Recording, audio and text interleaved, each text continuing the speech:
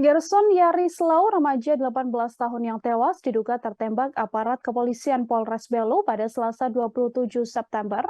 Pasca tewasnya remaja tersebut, keluarga dan warga menunjukkan reaksi kemarahan dengan mengarak jenazah remaja tersebut ke Polres Belu. Jenazah Gerson Yarislau dibawa oleh keluarga dari ruang jenazah RSUD Atambua menuju kantor Polres Belu pada Selasa sekira pukul 14 waktu setempat. Sekitar 15 menit jenazah korban dibaringkan di halaman apel Polres Belu. Keluarga kemudian membawa lagi jenazah korban ke gedung DPRD Belu. Keluarga tiba di gedung DPRD sekira pukul 14.45 waktu setempat. Sambil menggotong jenazah di sepanjang jalan, keluarga terus menghujat kepolisian.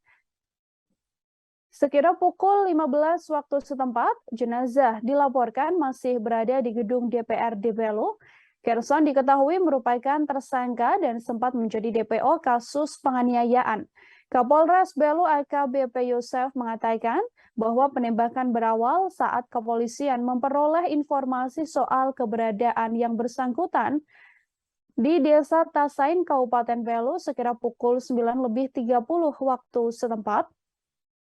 Kepolisian pun akhirnya mendatangi lokasi yang disebut sebagai tempat keberadaan dari yang bersangkutan.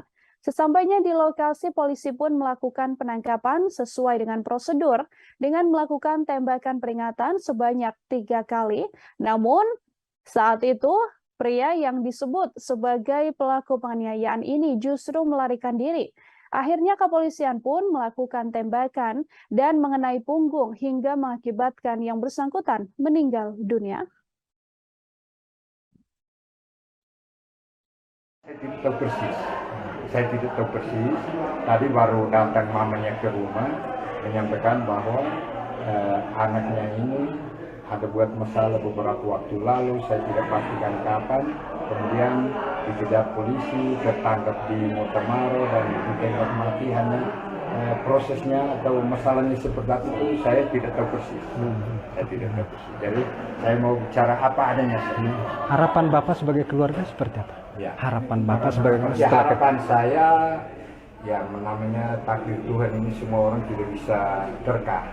Ada yang lewat cara seperti ini, ada dengan cara-cara lain. Tapi bahwa yang paling penting pelakunya jelas, bertanggung jawab, akan diproses secara hukum menurut hukum yang berlaku.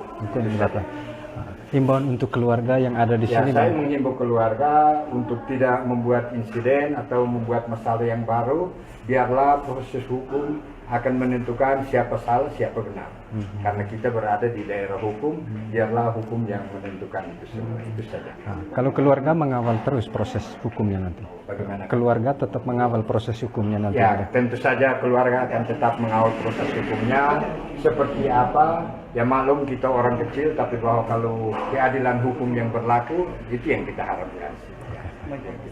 Ini kan apakah ya cuma kesepakatan dari keluarga sama rumah sakit ini melakukan otopsi?